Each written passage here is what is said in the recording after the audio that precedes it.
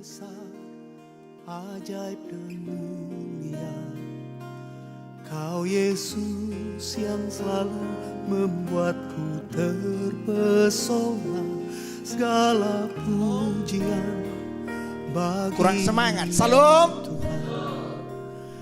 Ya, lebih kurang saya tidak bertemu dengan Bapak Ibu lebih kurang 3 tahun. Sebab saya berkunjung ke sini terakhir tanggal 12 bulan 6 tahun 2022. Dan kita kembali bertemu dalam kasih Tuhan. Saya melihat kita semua adalah wajah-wajah yang diberkati Tuhan. Haleluya. Pagi hari ini tema firman Tuhan yang akan saya sampaikan adalah menangkal siasat iblis.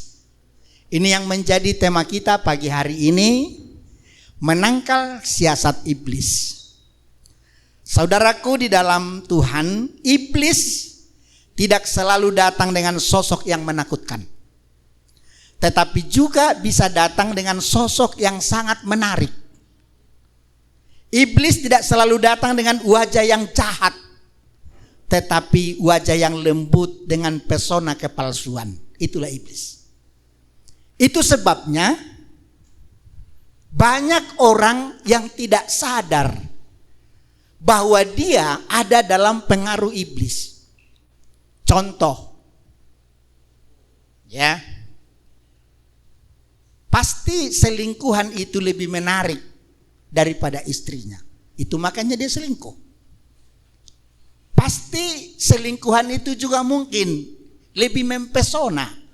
Maka dia bisa terjerumus ke dalam dosa. Sama seperti waktu Adam dan Hawa ada di Taman Eden.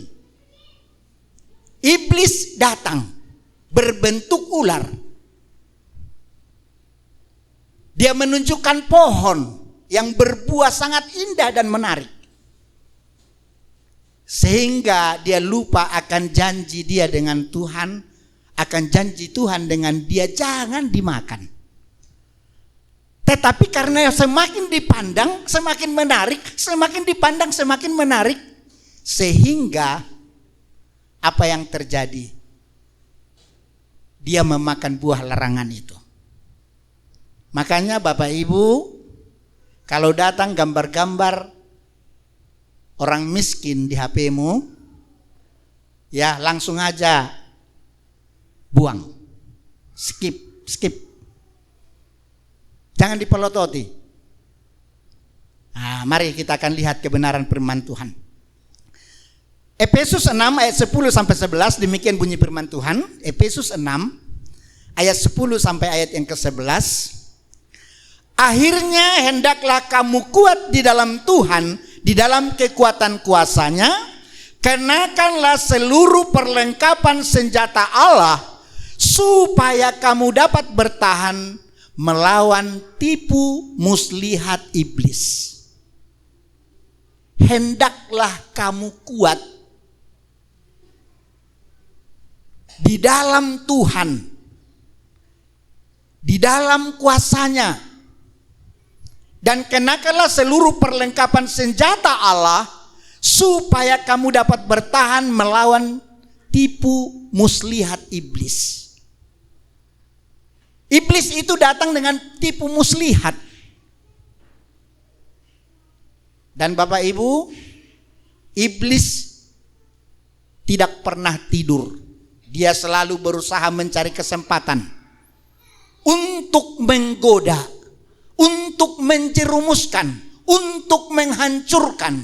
Itulah pekerjaan iblis. Maka dikatakan di dalam 1 Petrus 5 ayat yang ke-8 dikatakan di sini, sadarlah dan berjaga-jagalah, lawanmu si iblis berjalan keliling sama seperti singa yang mengaum-ngaum dan mencari orang yang dapat ditelannya. Saya berdoa kepada Tuhan supaya jangan kita menjadi ikut ditelan oleh iblis. Tetapi kita dapat mengalahkan iblis itu dengan apa? Dengan kuasa yang daripada Tuhan. Itu sebabnya saya tidak tahu apakah orang Batak ataupun orang China sangat dendam sama ular. Karena dia yang menggoda Hawa dan menggoda Adam di Taman Eden. Seandainya ada di situ orang Batak, langsung itu ularnya disop. Nggak sempat ngomong. Seandainya di situ juga ada orang Chinese, mungkin langsung itu juga disop. Wah, ini nggak betul ini iblis ini katanya kan, langsung disop. Jadi nggak sempat ngomong. Tetapi Hawa mendengarkan bisikannya. Karena bisikan iblis itu sangat sedap kelihatannya, sedap kedengarannya. Dan semakin dipandang, semakin indah. Dan iblis selalu mencari kesempatan. Kita masih ingat peristiwa Yesus di padang gurun, ya. Setelah Yesus berpuasa 40 hari 40 malam, maka Yesus lapar. Dan datanglah si penggoda, itulah iblis tadi. Itu kalau kita membaca itu di dalam kitab Injil Matius. Iblis itu sangat tahu bahwa Yesus lapar, apa yang dia butuhkan. Apa yang dibutuhkan oleh Yesus ketika dia lapar? Roti. Maka apa kata iblis itu kepada Yesus? Jikalau engkau anak Allah, perintahkanlah batu ini menjadi apa? Bukan menjadi uang, tetapi menjadi roti. Tapi apa kata Yesus kepada iblis itu? Manusia bukan hidup dari roti saja, melainkan dari firman yang keluar dari mulut Allah. Berarti iblis gagal dalam langkah yang pertama. Kita lihat sekarang ini ada juga orang tukang parkir sama tukang parkir tikam-tikaman hanya gara-gara 2.000 rupiah. Ya, supir angkot tikam-tikaman sama supir angkot yang lain hanya gara-gara penumpang. Saya 8 tahun melayani di penjara. Pernah saya tanya, apa kasusmu? Berantem. Apa kerjamu? Supir angkot. Apa dia katakan? Lebih tajam perut daripada pisau, Pak, katanya. Berarti hanya karena uang 2.000 untuk mempertahankan perutnya, dia rela mengorbankan yang lain. Itu sebabnya kita dituntun oleh kebenaran firman Tuhan. Pengalaman Yesus ini itu juga menjadi pengajaran dalam hidup kita. Iblis tahu bahwa Yesus lapar. Apa kata iblis? Jika engkau anak Allah, perintahkan batu ini menjadi roti. Saya tanya dulu kita dengan jujur, mampukah Yesus memerintahkan batu menjadi roti? Bisa. Tapi dia tidak mau tunduk dengan apa yang dikatakan oleh iblis. Terus yang kedua apa dia katakan? Iblis menawarkan kesenangan sementara, dia membawa dia ke gunung yang tinggi. Memperlihatkan. Ya, yang kedua Yesus dibawa ke gunung yang tinggi. Memperlihatkan kesenangan. Kesenangan-kesenangan dunia. Apa dia katakan? Itu akan kuberikan kepadamu jika engkau sujud menyembahku. Tapi apa kata Yesus? Kita hanya wajib menyembah Allah. Menyembah Tuhan. Itu sebabnya kalau ada pedagang-pedagang di sini mau minta pelaris, ya jangan. Biarlah pelaris yang daripada Tuhan. Lebih baik penghasilan yang sedikit. Saya pernah lihat di mobil, ditulis di belakang, lebih baik 1 tetes tapi bening daripada 1 sumur tapi keruh, nggak bisa dipergunakan untuk apapun. Terus yang ketiga juga dibawa dia ke bubungan bait Allah. Yesus dibawa ke bubungan bait Allah. Apa yang dikatakan oleh iblis kepada Yesus? Lompatlah ke bawah. Nanti akan datang malaikat-malaikat menatang engkau. Kau tidak akan terjatuh. Tapi apa kata Yesus? Janganlah engkau mencobai Tuhan Allahmu. Walaupun saya pakai jubah contohnya, pakai jas, hidup dalam 2 puasa, lewat kontainer, saya berdiri di situ, pasti mati. Atau ditambah lagi supaya lebih sempurna dengan berbahasa roh, ya lewat kereta api, pasti mati. Cuma mungkin bedanya mati bisa masuk surga, tapi mati juga. Jadi kita lihat dari di sini, iblis selalu menawarkan yang instan, yang gampang dicerna oleh pikiran, yang bisa dilakukan. Tetapi banyak orang yang terpanggil, sedikit orang yang terpilih. Coba kalau kita lihat, kalau di ibadah minggu, lebih rame orangnya dibandingkan dengan ibadah doa. Itu selalu itu. Karena apa? Karena untuk bergereja itu, untuk berminggu itu, seluruh umat Kristen yang mengaku dirinya Kristen, kalau hari Minggu itu pas dihargainya. Tapi kalau sudah berbicara mengenai doa, ada orang yang tidak mau juga menjabui, tahu menjabui untuk rumahnya ibadah, karena apa? Takut disuruh berdoa.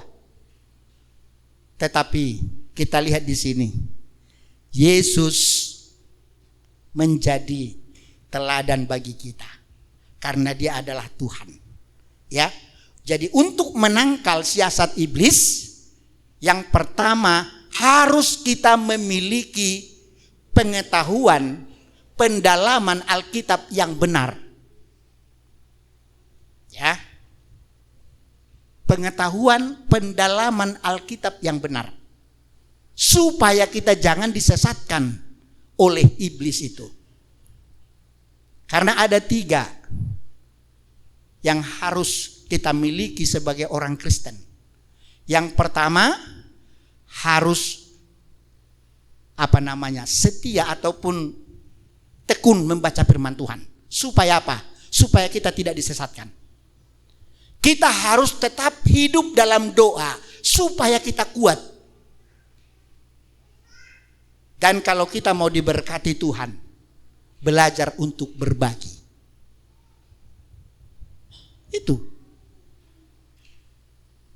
Itu rahasianya. Saya teringat dulu waktu anak saya yang nomor 3 mau CPNS. Pak, aku mau CPNS, Pak. Saya katakan, kalau memang sudah itu kerinduanmu, keinginanmu, kita berdoa. Kami berdoa. Tapi juga saya mengikat janji dengan Tuhan. Kalau Tuhan nanti anak saya ini masuk PNS, saya akan cari 10 orang yang paling susah di Binjai ini. Dan saya akan memberikan apa yang bisa saya beri. Saya tekan kontrak dengan Tuhan, sama seperti Yakub. Yakub juga berkata demikian, kalau saya berhasil dalam perjalanan saya ini, saya akan membayar 1/10 daripada segala penghasilanku. Itu Yakub.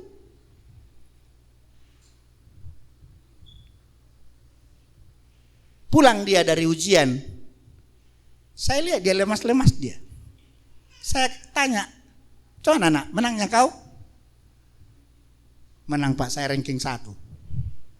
Dan memenang dia. Ditempatkan dia di Marelan, Puskesmas Marelan. Begitu juga dengan Hela saya, Amang.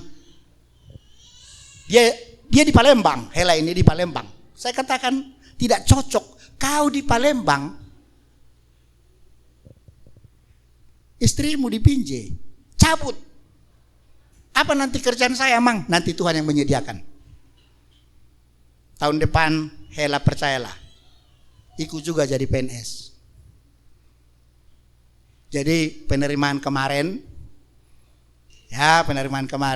Amang aku mau ikut testing PNS. Ya kalau memang sudah itu menjadi kerinduanmu, saya tumpang tangani. Puji Tuhan, dia juga ranking 1 dan dia di dinas pendidikan dan berdekatan. Ya, kalau satu di antar satu di sini ya jadi pergumulan juga itu. Apalagi baru nikah kan? Ya kalau 1 tahun 2 tahun kan baru nikah namanya itu. Karena ada firman Tuhan berkata, jikalau kamu diam di dalam aku dan aku di dalam kamu, mintalah apa saja. Mintalah. Jadi kalau kita meminta kepada Tuhan, tapi rahasianya Tuhan di dalam kita, kita di dalam Tuhan. Mengapa doa kita tidak dikabulkan oleh Tuhan? Karena apa? Karena mungkin kita bukan di dalam Tuhan. Bukan Tuhan di dalam kita. Yang kita minta itu hanya untuk kesombongan.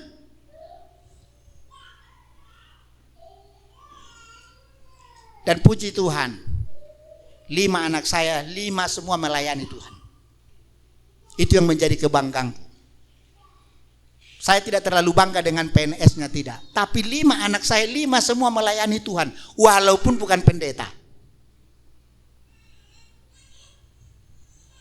Baik anak saya yang di Palembang melayani Tuhan. Baik juga anak saya yang paling kecil juga melayani Tuhan. Dengan talenta-talenta yang dipercayakan Tuhan. Mengutip kolekte pun dikerjakan melayani Tuhan itu. Main drum, ini anak-anak muda ini.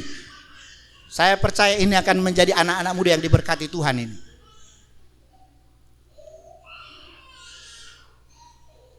Saya selalu hidup dalam doa.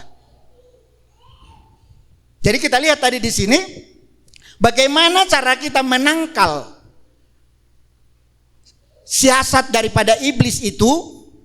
Coba kita akan baca dulu Efesus 6 ayat 11 tadi. Efesus 6 ayat 11. Tolong ditampilkan ya. Ini cara kita menangkal segala siasat iblis. Kenakanlah seluruh perlengkapan senjata Allah supaya kamu dapat bertahan melawan tipu muslihat iblis. Kenakan seluruh perlengkapan senjata Allah. Apa itu senjata Allah? Yang pertama, ikat pinggang kebenaran. Hidup jujur dan berintegritas, ya. Hidup jujur dan berintegritas. Itu yang pertama. Itulah ikat pinggang kebenaran. Yang kedua, baju jirah keadilan. Artinya hidup benar di hadapan Allah. Kalau hidup benar di hadapan manusia itu gampang, Bapak Ibu. Gampang. Tapi hidup benar di hadapan Allah. Karena apa? Karena manusia itu hanya melihat fashion show, lip service. Itu makanya banyak wanita yang tertipu. Wah, beribu-ribu bintang di langit, hanya 1 bintang Merapi. Beribu-ribu wanita yang cantik, hanya kau yang kusayangi. Jatuhlah, hancur. Karena untuk masuk ke hati seorang wanita itu melalui telinga. Untuk masuk ke hati seorang laki-laki itu melalui mata. Walaupun jalannya tidak sempurna, karena sudah tua, bungkuk saking tuanya, dia bisa menikah dengan wanita umur 23 tahun. Dengan 3 miliar. Cek, padahal cek kosong. Mobil rental. Karena apa? Karena untuk masuk ke hati seorang wanita itu melalui telinga. sudah tua kali, macam mana aku mau menikah sama dia? 200 hektar sawitnya itu katanya. Langsung dia mau. Begitu juga ya dengan laki-laki. Walaupun sudah 3 kali dia diceraikan oleh suaminya, 3 kali, tapi karena cantik, dia tidak peduli. Karena untuk masuk ke hati seorang laki-laki itu melalui mata. Maka dikatakan kita harus memakai ikat pinggang kebenaran, hidup jujur dan berintegritas. Yang kedua, hidup benar di hadapan Tuhan. Yang ketiga, memiliki perisai iman, percaya kepada kuasa Tuhan dan percaya walaupun dalam keadaan sulit. Dan yang terakhir dikatakan ada pedang roh, yaitu firman Allah yang melawan segala dusta iblis.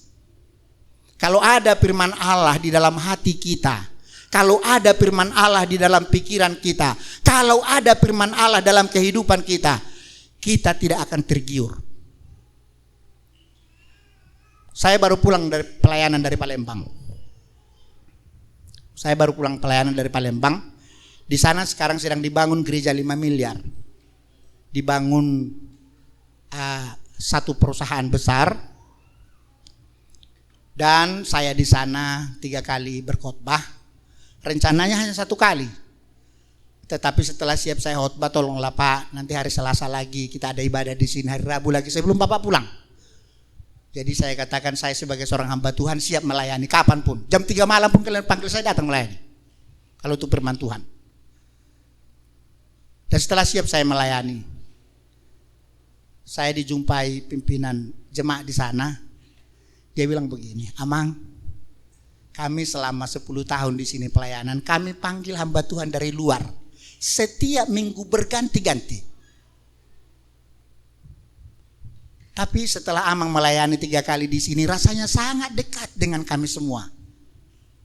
Kalau nanti gereja ini sudah siap, pastori sudah siap, kantornya sudah siap, maunya Amang di sini jadi tetap melayani? Saya katakan begini, berdoalah.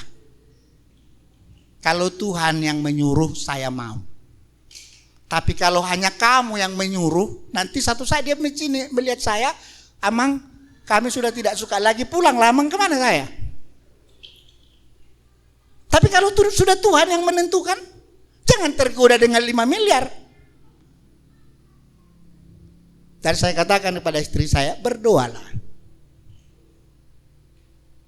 Saya 2 kali dihubungi. Saya katakan berdoalah. Karena diperkirakan bulan 12, paling lama bulan 4 itu sudah siap semua. Saya katakan berdoalah. Dan kita lihat tadi di sini, bagaimana sebenarnya kita bisa menang melawan daripada siasat iblis. Tadi kita sudah lihat lewat kebenaran firman Tuhan, ada ikat pinggang kebenaran, baju zirah keadilan, ada perisai iman, pedang roh, dan yang paling pegangan dalam hidup kita, coba kita akan membaca dulu Kolose, ya, Kolose 2 ayat yang ke-15.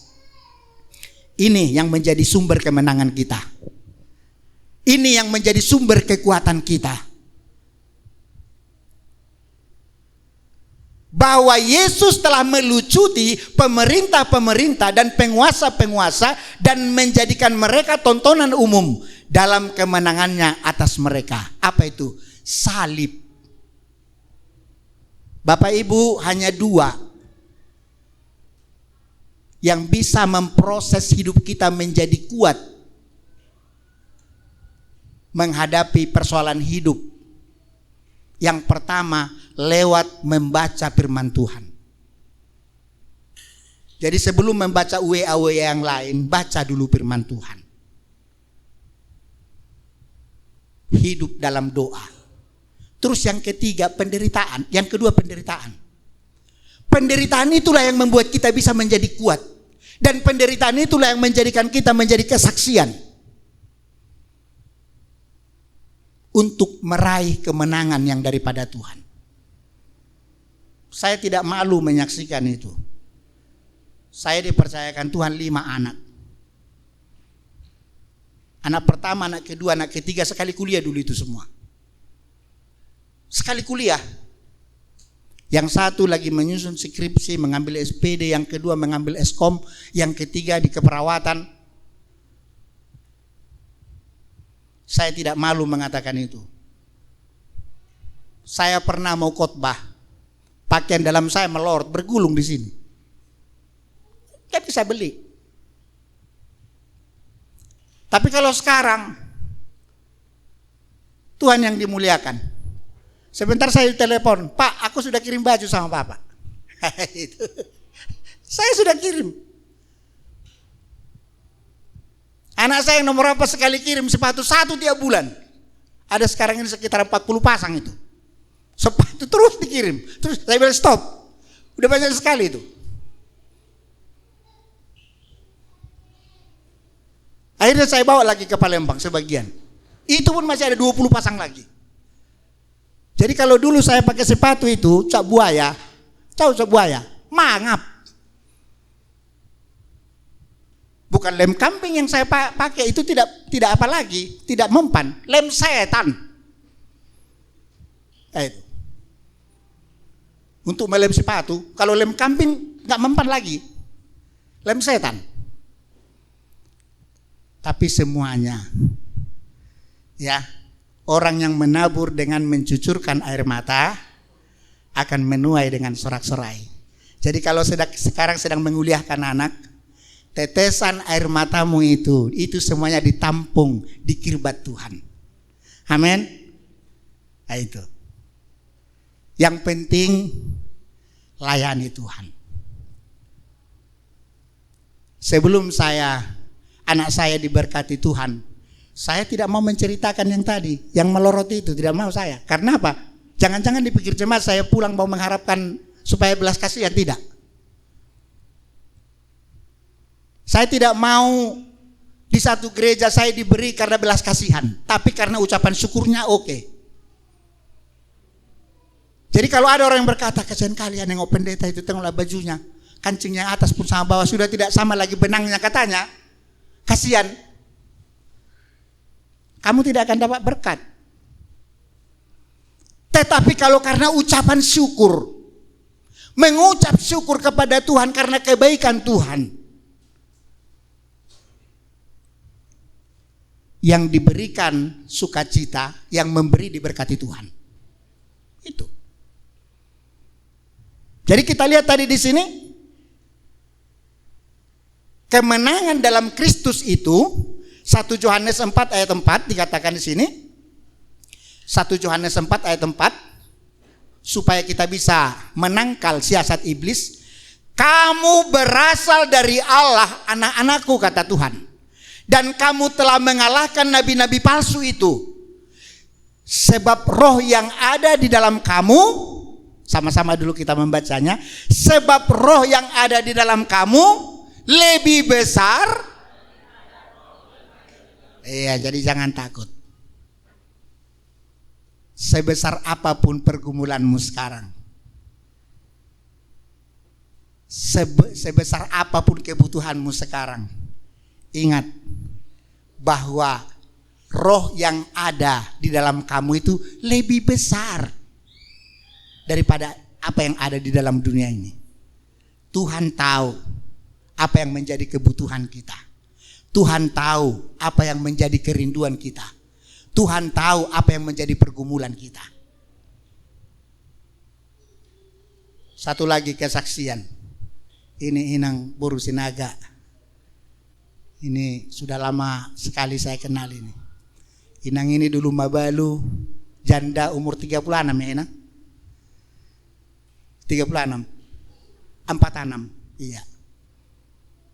Umur 46 tahun sudah menjadi seorang janda. Mengapa saya tahu? Saya guru sekolah minggu di rumahnya. Rumah ibu ini dulu terbuka untuk tempat sekolah minggu, ya kan Inang? Sayalah guru sekolah minggunya. Hari Minggu saya masih mengajar sekolah minggu. Bapak Pangaribuan masih bagi-bagi kacang. sama anak sekolah minggu. Nah, makan kacang kalian.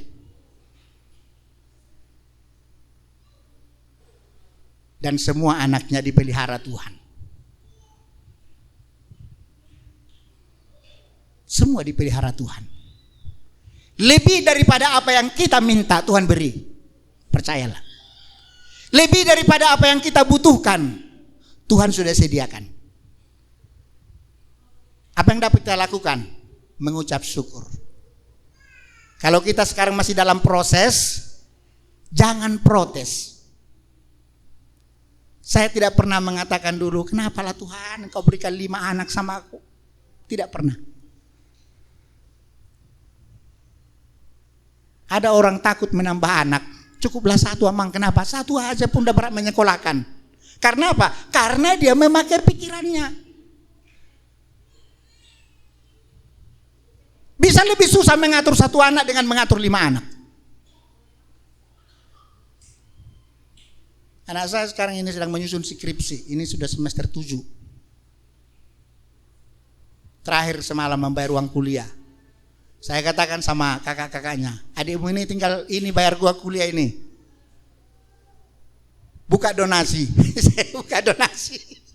Buka donasi di WA, kirim ke sini biar disampaikan. Puji Tuhan, langsung kirim donasi selesai. Saya percaya, ya. Ini saya sampaikan kepada Bapak dan Ibu di sini supaya jangan takut. Jangan takut. Ini saya sampaikan kepada Bapak Ibu di sini supaya bisa menangkal siasat iblis. Karena kekhawatiran itu, apa yang akan kumakan besok? Apakah yang akan kuminum besok? Apa yang membuat kita menjadi stres? Karena apa? Anak kita masih SD sudah memikirkan nanti macam mana nih mau kuliah ini. Aduh, bagaimana? Naiklah gulamu.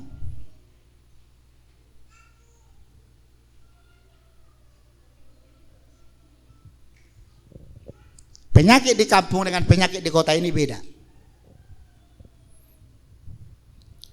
Kalau penyakit di kampung 4-nya 5. Dan itu tidak ada yang mematikan. Apa penyakit di kampung? Kalau orang Batak bilang memonon. Itu penyakit di kampung itu. Ingusan. Tengok orang-orang Papua rata-rata semua ingusan. Memang itu di kampung. Di kampung kami pun begitu juga. Rata-rata semua anak-anak ingusan. Itu penyakit di kampung. Kalau di sini kan jarang kita nengok anak-anak yang ingusan. Tapi tidak ada orang mati karena ingusan. Tidak ada. Yang kedua, kurapan. Panu. Rata-rata di kampung semua itu. Seperti ada peta di punggungnya. Tapi tidak ada orang yang mati gara-gara panuan. Tidak ada. Yang ketiga apa? Kutuan. Makanya itu kalau di kampung berbaris ibu-ibu cari kutu, putar sana, putar lagi sini. Itu kalau di kampung. Dan tidak ada orang yang mati karena gara kutu, nggak ada. Yang keempat sakit gigi. Kalau di kota ini jarang orang sakit gigi. Kalau di kampung karena apa? Jarang juga sakit gigi. Maka ada lagunya apa itu? Margogo Ijurbari. Orang Batak ada lagunya itu kan, Margogo Ijurbari. Kalau Ijurbari itu orang yang jelas dia nggak sikat gigi. Kalau udah ada sikat gigi dia nggak ada Ijurbari. Itu penyakit di kampung. Nggak ada yang mematikan, hanya memalukan aja. Kalau di kota ini coba penyakit di kota, diabetes. Maka ada namanya diabetes meletus. Itu memalukan atau mematikan? Mematikan. Kolesterol, asam urat. Itu kalau di kota ini. Maka itu semuanya cara iblis mensiasat, supaya siasatnya membuat kita jauh daripada Tuhan. Tetapi kita sebagai umat Tuhan, apapun pergumulanmu saat ini, apapun masalahmu saat ini, ya, ingatlah bahwa roh yang ada di dalam kamu lebih besar daripada roh yang ada di dalam dunia ini. Mari kita semua umat Tuhan, saya percaya Tuhan akan semakin memberkati kita semua. Jadi Pak, supaya ini nanti jemaat ini terus bertambah, tambah kursinya Pak. Harus ditambah kursinya, supaya nanti didoakan jadi kursi-kursi yang kosong Tuhan penuh dengan jiwa-jiwa yang baru. Jadi kalau ini sekarang udah pas kursinya, kalau didudukan anak-anak itu pasnya ini. Coba kalau ditambah 100 lagi kursinya, tambah ini jemaat. Itu juga yang saya katakan. Saya dulu waktu sama bergabung tahun 2011 saya bergabung dengan Pak Yobes. Ya. Boleh dihitung, apalagi di situ dulu masih jemaat, masih dari perkebunan. Kalau pas masuk kerja dia tidak datang. Terus kami katakan tambah kursinya. Besarkan gerejanya. Jadi setiap kita berdoa, Tuhan bangku-bangku yang kosong Tuhan penuhi dengan jiwa-jiwa. Itu menjadi pergumulan. Dan terus Tuhan pertambahkan. Karena apa? Sesuai dengan kebutuhan. Karena apa? Tuhan tidak selalu memberikan keinginan kita, tetapi Tuhan selalu memberikan kebutuhan kita. Ini yang dapat kami bagikan pada saat pagi hari ini. Tuhan Yesus memberkati kita semua. Jadi menangkal siasat iblis harus kita bisa mengenal strateginya. Ya, strategi iblis itu selalu membuat janji palsu, selalu membuat kehidupan kita mau yang instan. Tetapi kita sebagai umat pilihan Tuhan, kita menangkal itu semuanya dengan iman. Lawanlah dia dengan iman yang teguh, sehingga kita menjadi umat yang selalu membuatku terpesona. Segala pujian bagimu ya Tuhan, hanya Kau